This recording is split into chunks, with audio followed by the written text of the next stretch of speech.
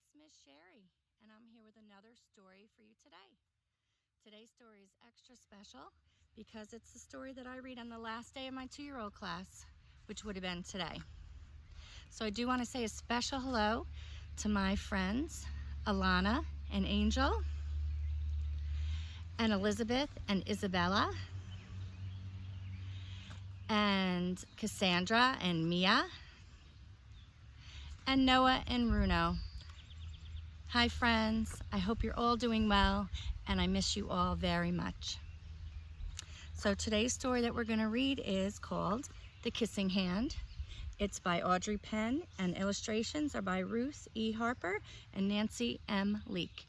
And I have permission from Scholastic to read this story to you today.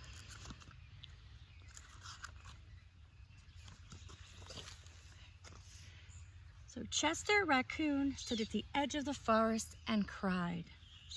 "I don't want to go to school," he told his mother. "I want to stay home with you.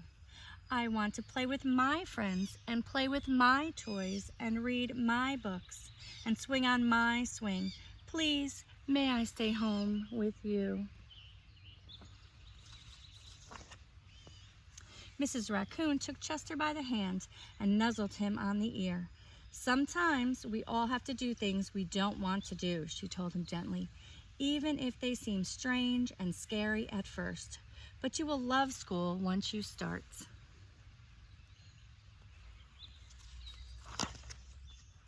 "You'll make new friends and play with new toys, read new books, and swing on new swings.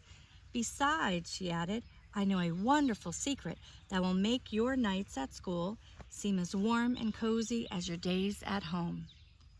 Oh, so raccoons must go to school at night. Let's see. Chester wiped away his tears and looked interested. "A secret? What kind of secret?" "A very old secret," said Mrs. Raccoon. "I learned it from my mother, and she learned it from hers. It's called the kissing hand." "The kissing hand?" asked Chester. "What is that?"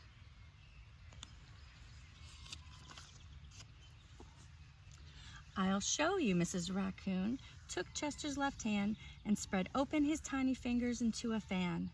Leaning forward, she kissed Chester right in the middle of his palm. Chester felt his mother's kiss rush from his hand, up his arm, and into his heart. Even his silky black mask tingled with a special warmth.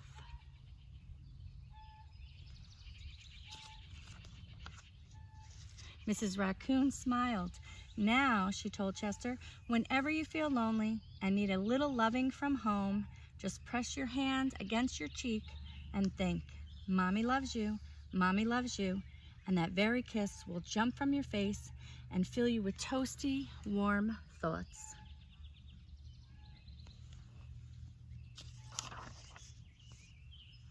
She took Chester's hand and carefully wrapped his fingers around the kiss. "Now, do be careful not to lose it," she teased him. "But don't worry, when you open your hand and wash your food, I promise the kiss will stick."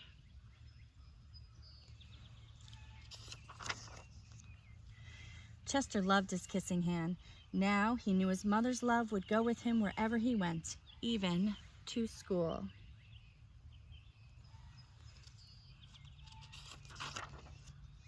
That night, Chester stood in front of his school and looked thoughtful. Suddenly, he turned to his mom and grinned. "Give me your hand," he told her.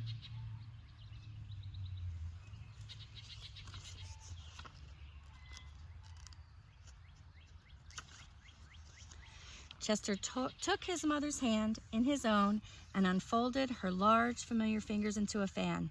Next, he leaned forward and kissed the center of her hand.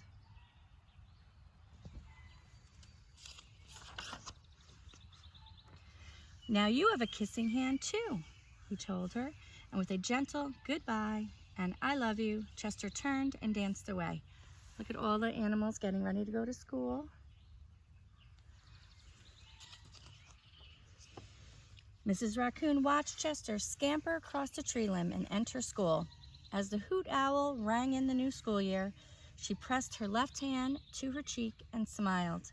The warmth of Chester's kiss filled her heart with special words. Chester loves you. Chester loves you.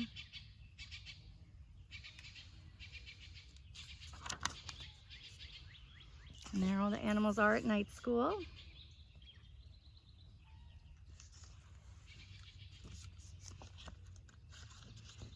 And I love you. I hope you enjoyed that story, and I hope everyone stays well, and we will see you next week. Bye for now.